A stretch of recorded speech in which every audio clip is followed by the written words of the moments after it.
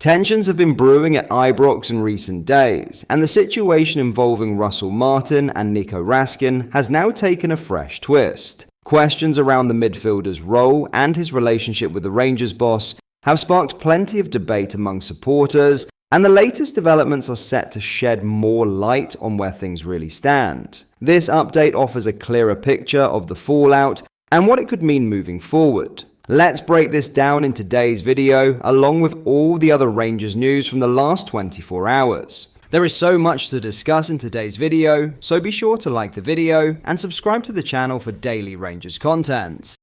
But first, Hamza Igerman has completed his protracted move to Lille, with a deal for Bojan Miovski agreed between Rangers and Girona. Igerman refused to come off the bench during Sunday's 1-1 draw with St Mirren, according to Russell Martin, and has had his heart set on a move to the French club all summer. RFC News reported in June that the League One outfit had made contact with the player's representatives to discuss personal terms, with an eventual departure for the Moroccan expected internally since the start of summer. Igerman joined from OAS FR last summer in a deal worth £1.7 million and earned a first full cap for his country last season. The forward managed 16 goals in his debut campaign, but a visa issue held up his return to pre-season training, with Igerman only appearing as a substitute so far this season. RFC News reported last week that the club had rejected a loan offer from Lille for the striker. However, an improved bid was received following Sunday's flashpoint, with Igerman travelling to France yesterday. Meanwhile, as RFC News reported yesterday, the Ibrox club have moved to bring in Miovski from Girona for an initial fee of £2.6 million that will rise to over £4 million,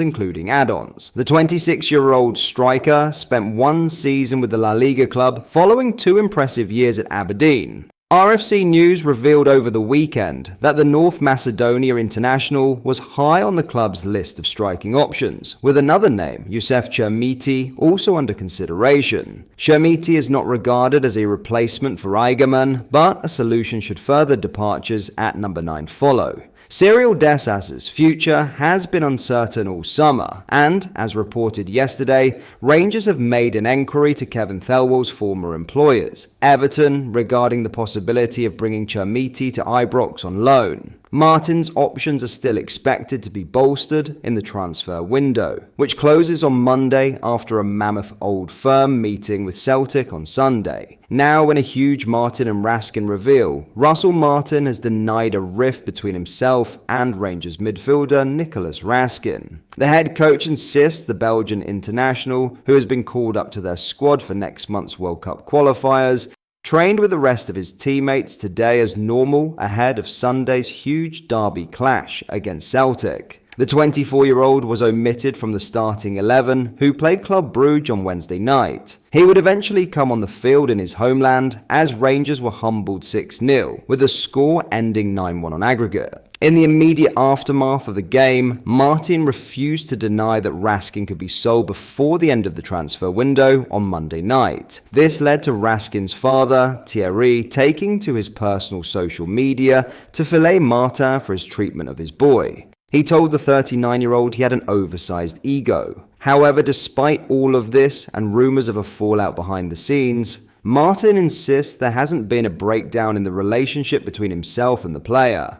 "I think everyone's here, everyone's available, and the squad and the team will be picked on what we think is the best way to win the game," Martin told the media. "Nico is in training today. I describe my relationship with all the players, all the staff, as honest, open. I don't think you can have anything else apart from that. There's not a breakdown in any relationships here. If it's honest and open, there can't be a breakdown in any relationships." What do you make of this? Do you think Raskin will still be at the club come Monday evening? Do you think Martin will be at the club come Monday? Already after a big change at the club, it seems Rangers could be braced for another in the very near future. Let me know your thoughts down below. Before we get into our next story, if you are enjoying today's video and you would like to see more and stay updated with the latest Rangers news, make sure you hit the like button and subscribe to the channel so you never miss a video. Thank you, let's get back into the video.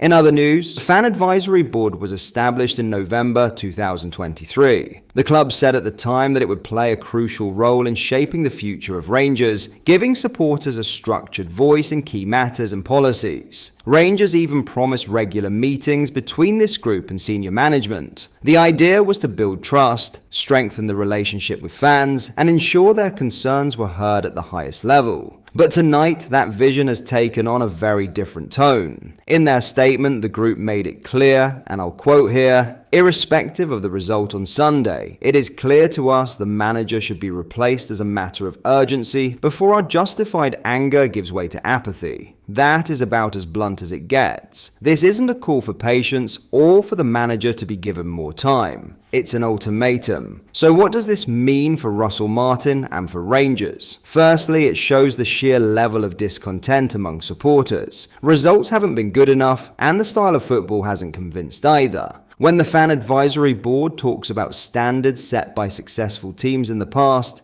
they're harking back to a club identity, one that demands winning titles, competing in Europe, and playing with authority. Secondly, it raises real questions about the club's leadership. The advisory board is saying clearly, don't let our frustration turn into apathy. That word, apathy, is crucial. For a club of Rangers' size, fan engagement is the lifeblood. Anger can eventually be turned into renewed support if results improve, but apathy. Once fans stop caring, once they stop showing up, it becomes a crisis that goes beyond just who's in the dugout. And finally, it puts pressure squarely on the board of directors. They created this fan advisory board, they legitimized it, and now they have to respond to it. If they ignore it, they risk undermining the entire project and widening the disconnect between fans and decision makers. This is not unique to Rangers. Across European football, we've seen fan groups increasingly formalized, given a platform to voice their views. Borussia Dortmund in Germany, for example, have powerful fan structures that directly influence policy. But the difference here is that Rangers are in the middle of a delicate moment on the pitch, and now their own fan advisory body is essentially saying, enough is enough. So the question is, will the club act? Or will they try to ride out the storm and back Russell Martin in the hope results turn around? One thing is clear, the fans have spoken loudly and officially. The Rangers Fan Advisory Board has called for a change of manager. The ball is now firmly in the court of the club's leadership.